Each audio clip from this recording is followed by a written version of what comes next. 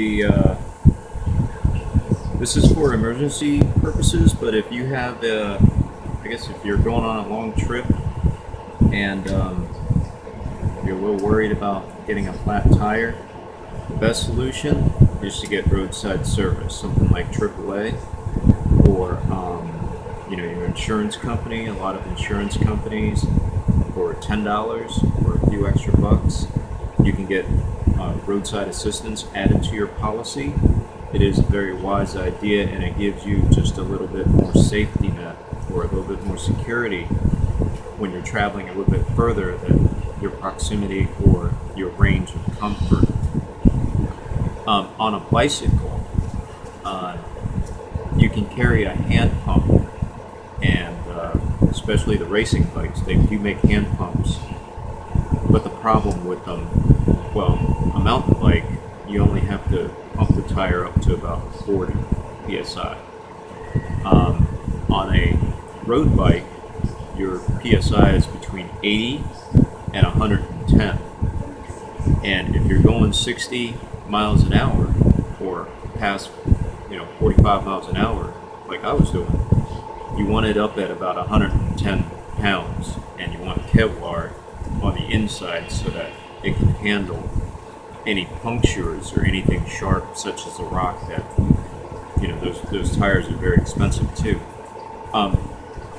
They came out with something very similar to this tool I have. This is a little bit on the expensive side, and it's also probably one of the top of the lines. But it comes with spoons.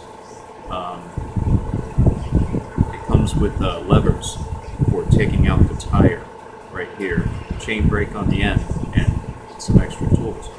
But the nifty part of this is that it has an inflator, and inside here is an upside down cartridge, and they call this cartridge, I can't remember if it's a 12G, 14G, or 16G, but I believe it's a 14 or 16G. Alright, now I believe that this is a 12G cartridge. These are your standard CO2 cartridges that you use in pistols and rifles. Air pistols and rifles use standard CO2 cartridges, and they are significantly smaller than your typical 14 or 16G canister.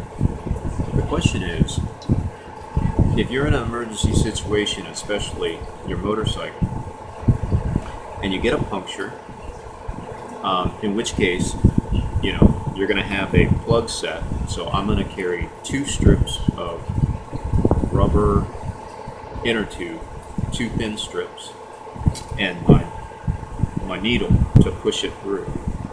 I'm not going to carry the extruder where you clean it with a file. All I'm going to do is take the inner tube, roll it up, put it through, and leave it.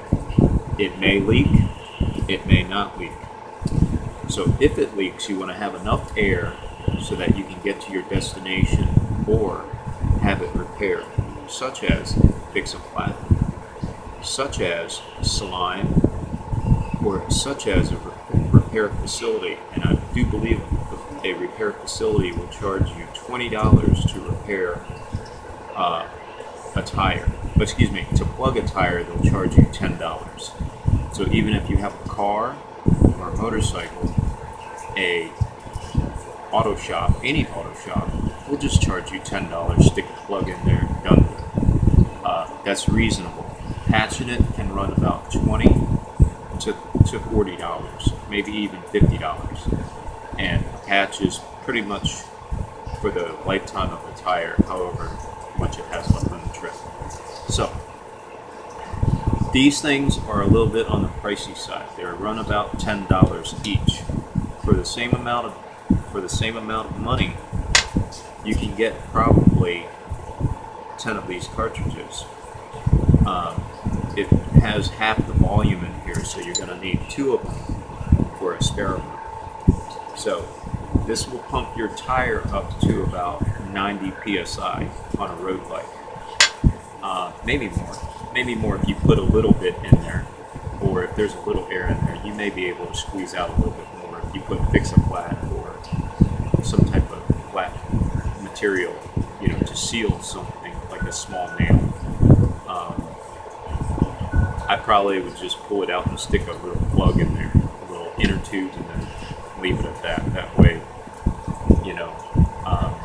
you'll go ahead and seal it, and you'll know a little nail is not going to cause that much of a leak. And if you put a plug in there, it's not going to be, but it will expand the hole when you push the needle in there. So something to consider. So basically, to make the regular CO2 or the inexpensive cartridges fit, you have to wrap it with some type of encasing.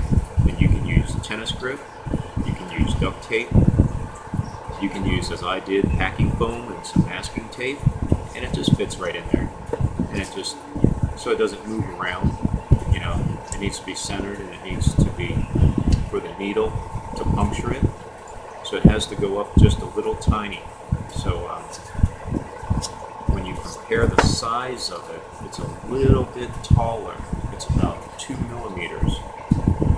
It's about 2 millimeters taller than the normal one. Alright. So you need that needle to just hit it. So you want to get a little bit of a lip in there so that it can push it into the needle.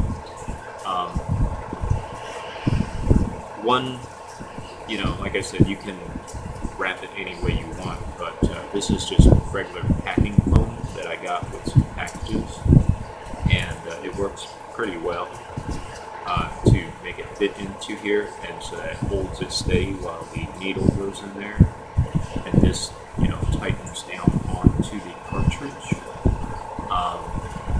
If you're in an emergency situation, if you're in a car and you have a similar emergency situation, again, your best option is just to call roadside service or a tow truck.